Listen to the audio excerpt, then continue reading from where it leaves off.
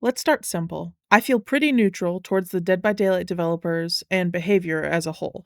I can think of some things that I could be upset about, like how often Twins gets bugged or the lack of Victor cosmetics, but I also have a lot of fun in this game. The reason I'm making this video is I've identified a problem. Not with Dead by Daylight necessarily, but the dynamic that the community has with the developers. This is a toxic relationship, and we need to figure out what the hell is going on. The problem. I made a form for my community to fill out with one question. What are your thoughts on the DBD developers? Here were the answers that stood out.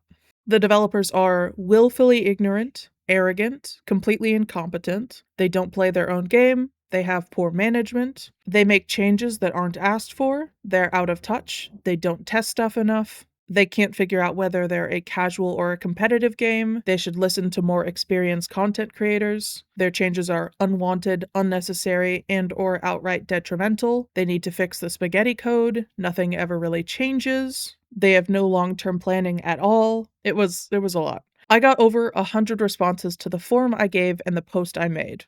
And these were the criticisms that stood out the most. I don't know much about game design or development. I'm not much of a numbers person. But I did notice that a lot of these responses are very emotionally charged. So many of these are assumptions, accusations, labels that don't have a real logical basis. We don't know whether or not they play their own game. We don't know whether changes were asked for. And we don't know what their long-term plan is. All I see from the sidelines is this angry mob with pitchforks and torches anytime behavior does anything.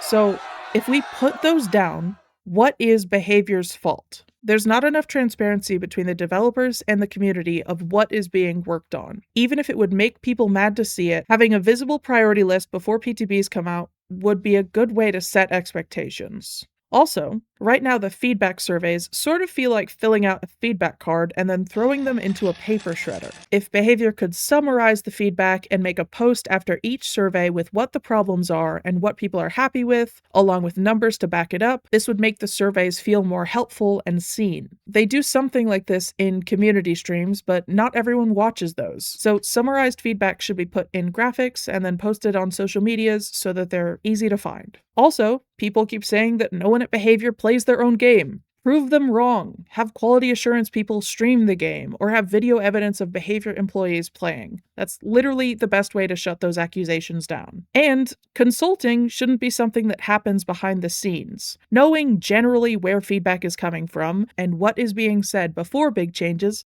will make big changes feel less like they're coming out of nowhere.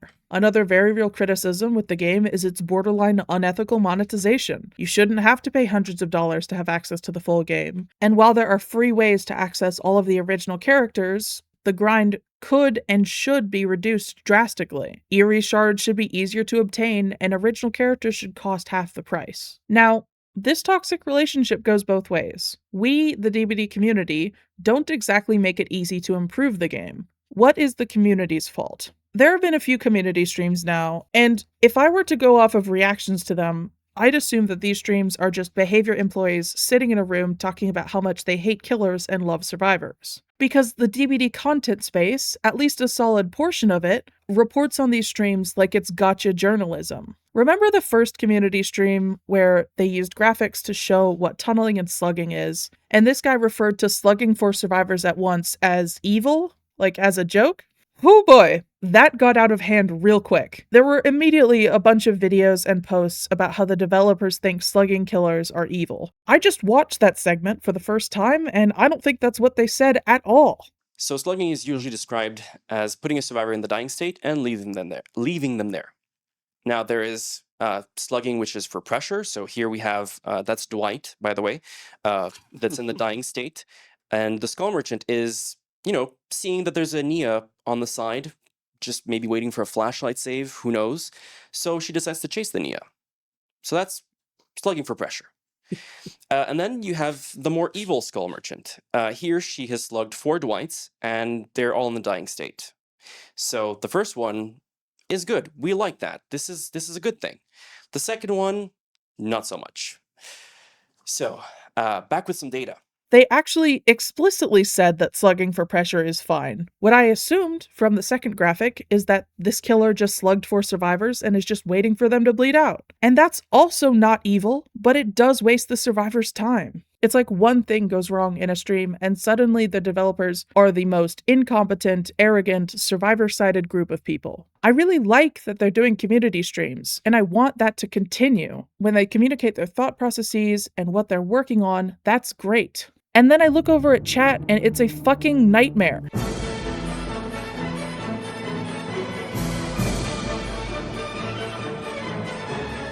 In the latest community stream, which I watched all the way through, I swear I saw someone ask for the developers to fix Richter Belmont's hair like 20 times. People would spam the tomato emoji and L, and they'd ask about Foxy and Stranger Things, and then they got mad when there wasn't a PTB. And I know that this stream didn't give us that much information, but like, it was so frighteningly unproductive on both sides. The people that were running the stream even looked at chat to try and find a question on the new bug reporting system, and they literally couldn't find anything on topic and just moved on. It's really good. It acts as a great known issues board so that you can see what's being reported. You can see if the bug that you want to report is being reported. You can see if there's anything you need to add to the report. It just is a really good system. It's much better than what we used to have, where we just used to have the forums, really. That isn't the type of medium where we can get the information that we need, and it doesn't make it easy to report either. This makes it really, really easy to report. So we're super happy with this, and we can see a question coming in live. Yes. But it's not really about Beta Hub. We can keep that for the end if you want. Yeah. Yes, let's keep that for the end. So we can move on. Like, what are we doing, guys?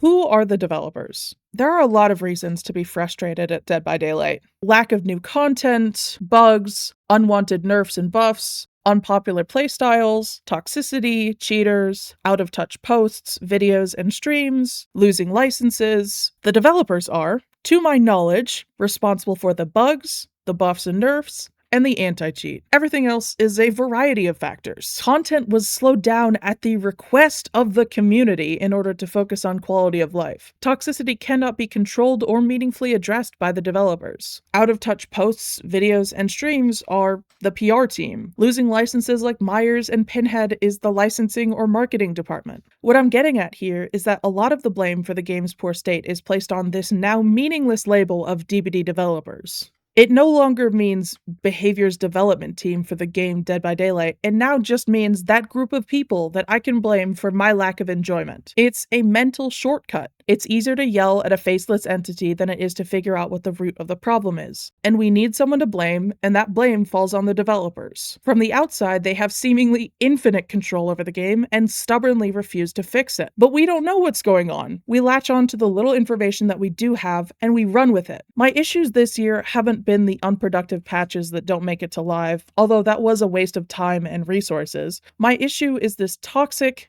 endless push and pull between the developers and the community. I honestly believe that this dynamic has always existed, but it's just become more obvious because there hasn't been new content in a few months. And new content usually heals a world of hurt for a lot of players. But these assumptions and insults and this lack of transparency and frequent miscommunications, it's bad, guys. There should be less bugs and an improved anti-cheat. There should be better balancing ideas. But making Darva in charge of those decisions won't fix everything. Every decision and patch will make someone unhappy, and changing who makes the decisions will only shift the blame to that group. Oh, the content creators are too biased and Survivor or Killer-sided. The DBD veterans are too biased and Survivor or Killer-sided. I know that this has been a heated video so far, but it's not all bad, and there are changes that can be made to address this dynamic that we have with the devs. What needs to change? If I could choose one word to describe the DBD community, it would be passionate. We aren't nonchalant about the game at all. There are countless videos and posts about every update and mid-chapter and patch because we care about the game, and a good amount of us truly want it to succeed.